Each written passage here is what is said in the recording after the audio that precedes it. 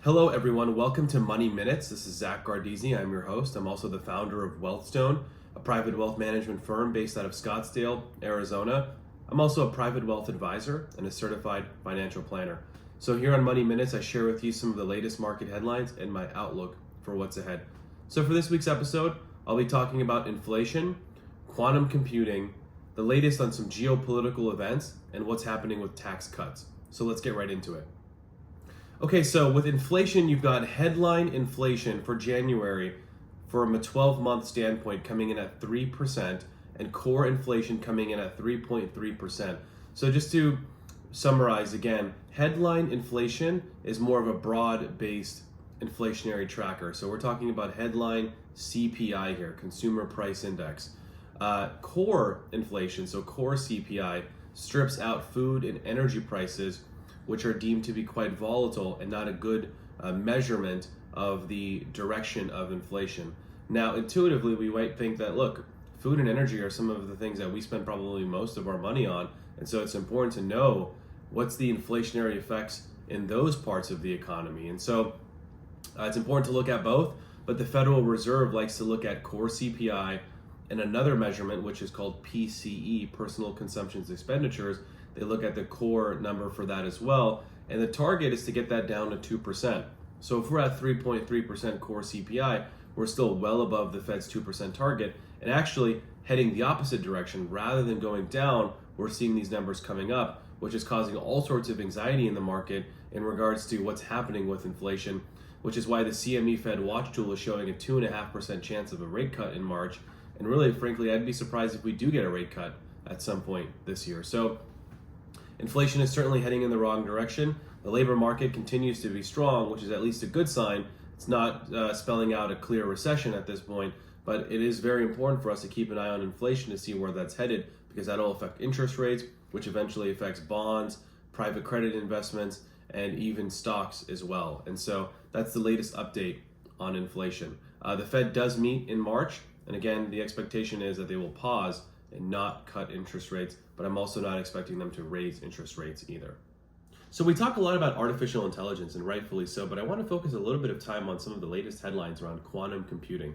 Quantum computing is so fascinating. It's something I've been paying attention to for a number of years, mainly because when this technology is fully harnessed and made to be more practical, I believe it'll change the world. And so just to kind of put it into perspective, Microsoft just recently unveiled the Majorana 1 chip, which is a much more practical or soon to be practical quantum computing chip, where they're basically utilizing this technology where they bind superconductors with semiconductors and have created a more practical quantum computing chip, which they believe they could scale in a number of years to be really useful for a lot of more commercial-based uses. Right now, quantum computing is, I wouldn't say it's theoretical, but it's not very practical or useful just because of how difficult it is to use the technology and harness its power. But with Microsoft's latest advancement, we are now moving towards, and I think rather quickly, a more useful case of quantum computing, which I think will be a major disruption to a lot of technologies around the world. And as an investor, it's quite exciting. Just to kind of put it into perspective, when Google unveiled their quantum chip, which is called the Willow chip, at the end of last year, they ran a benchmark, and a benchmark is sort of a test to see how impressive or powerful or efficient hardware is. Google's test was able to complete this benchmark. This chip was able to complete the benchmark in 5 minutes. Whereas a supercomputer, some of the world's fastest computers today, would take 10 septillion years to complete that same benchmark. Just to kind of put that into perspective, that's 724 trillion times longer than the length of how long the universe has been around. And so it really is an incredible feat. And this whole quantum computing thing, it seems so crazy, but we really are moving towards this technology, and the ramifications of it, kind of like with artificial intelligence, the world just doesn't really understand what's really out there when this technology gets harnessed more. For example, pharmaceuticals, healthcare, even encryption. There's a lot of investment now in cryptocurrency and the value of not only in cryptocurrency, but also encryption from cybersecurity standpoint. Quantum computing can solve our biggest pharmaceutical issues with the assistance of AI as well. It could solve, for example, potentially issues with cancer research or other illnesses it can break encryption and potentially ruin or cause cryptocurrency to lose a lot of its value. When Google released their Willow chip, you saw the value of Bitcoin drop very quickly as a result of that. Now, it could be possible that while you have quantum on one hand, you have cryptocurrency and encryption getting better on the other hand. That would make sense. But if one outpaces the other, for example, if quantum computing outpaces the advancement of encryption, I could see some serious negative ramifications for anything in the crypto space, cybersecurity, all sorts of other issues, which is why when Microsoft released their chip, now we're seeing that DARPA has a contract with Microsoft, basically working together so that the United States government can be ahead of this technology and get their hands on it so they can assess the national security implications, but also have it for its own uses, I'm sure, in the battlefield and other places. So incredible advancements coming out from quantum computing, and it's something I'm paying very close attention to. And for Wealthstone clients, if it's something that we eventually invest in, I'll make sure to keep you updated on that. So shifting gears for a moment to geopolitical events, the focus right now is on the Ukraine-Russia war. I'll focus on two areas. One is the Ukraine-US deal on minerals. So the United States wants to get paid back for their expenses in the war. And Ukraine, although has hesitated towards having any sort of deal, they are now seemingly warming up to the idea of having a deal, one that is expected to be signed in the next few days, where 50% of Ukrainian mineral revenues, net revenues, are going to be shared with a particular fund. That the details of the fund are not very clear at this point, but the U.S. will have a priority voice in managing this fund. And that is the deal that we are hearing about so far. There isn't a deal out there right now where Ukraine is going to send the U.S. money or any sort of direct deal like that. The exact dollar amount's not very clear. You're hearing 500 billion, 350 billion.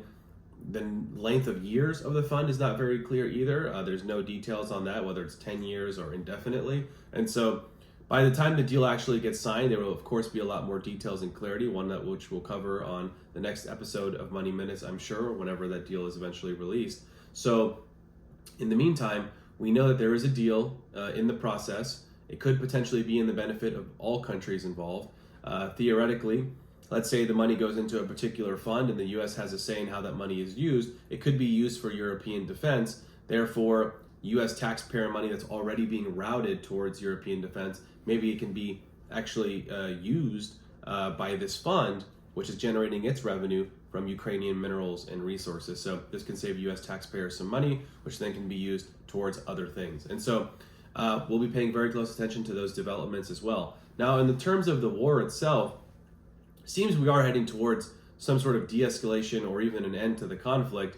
Again, the details of this, not clear at this point. But what I thought was very fascinating out of Secretary of State Marco Rubio's meeting when he met in Saudi Arabia with his Russian counterparts is that part of the deal, or at least part of the negotiation, was if Russia was to end this war, the United States will allow Russia to re-enter the global economy.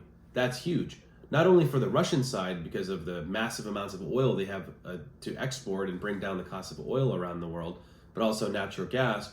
But also, at the end of the war, Ukraine, which is one of the world's largest exporters of grain, will then be able to, at least soon, probably in a year or two, get back to those levels of grain exports and bring down food prices all around the world, which, of course, food and energy prices have been elevated since the war began. So when we talk about inflation, the end of this war should bring down inflation, maybe even get us closer to that 2% target that the Federal Reserve is striving for without them having to lower interest rates any further. So very interesting developments coming out of the conflict in Ukraine and Russia, and something we'll be paying very close attention to.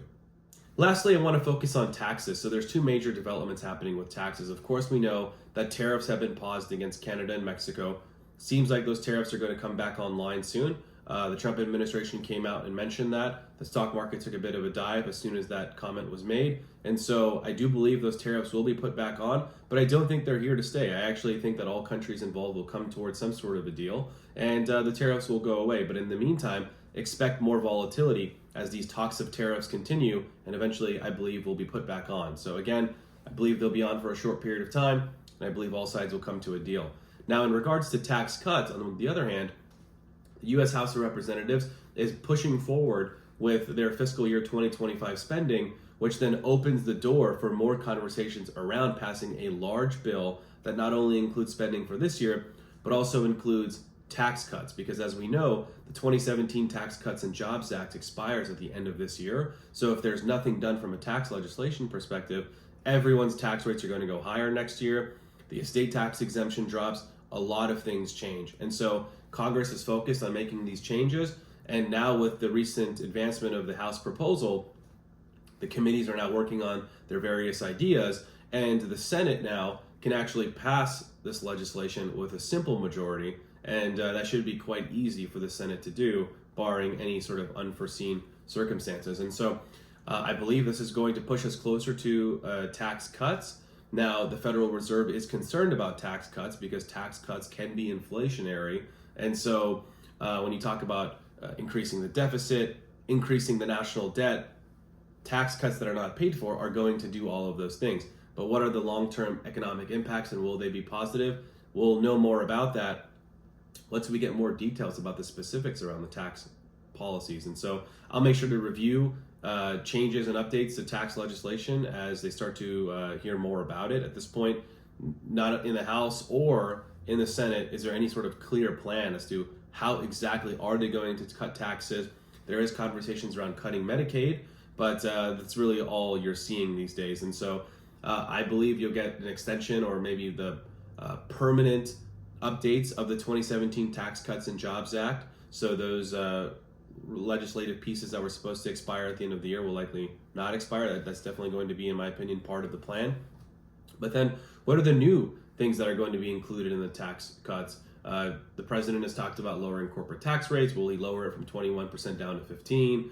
Will there be new types of opportunity zone funds out there? What happens to the estate tax exemption? There's just so many different aspects out there that are not clear. And so, even if we talk about the developments in Ukraine and Russia, even if we talk about artificial intelligence, if we talk about inflation and the Federal Reserve, there are so many things that are not clear. That is why you have so much volatility right now, and you're seeing the market up and down 3, 4, 5% in any given week, because it's just not very clear what direction the economy and the market is supposed to be heading in right now. So this is something we've talked about. This is something I expect for at least the first 6 months of the year. New administration, totally new way of governing. And so you're going to see a lot of volatility. And so it's nothing that you should be worried about. I think clients should stick to their plans. But if there are some things that people should do, investors and clients alike, is monitor your portfolio risk. Don't take any unnecessary bets at this point. And just pay very close attention to what your plan is, and don't deviate from it. And as long as we do that, regardless of what happens over the next 6 months, clients will be okay. And if there are any changes or updates that we need to do or talk about, that's something that I communicate directly with Wealthstone clients on during our regular reviews. And on Money Minutes, I share with you some of the latest updates just to keep you updated and informed on topics that could affect everything from your portfolio to taxes and other important issues. So for this week's episode, those were the topics I wanted to cover and I thought were most important. And so I look forward to seeing you all again next week. Thank you so much for tuning in.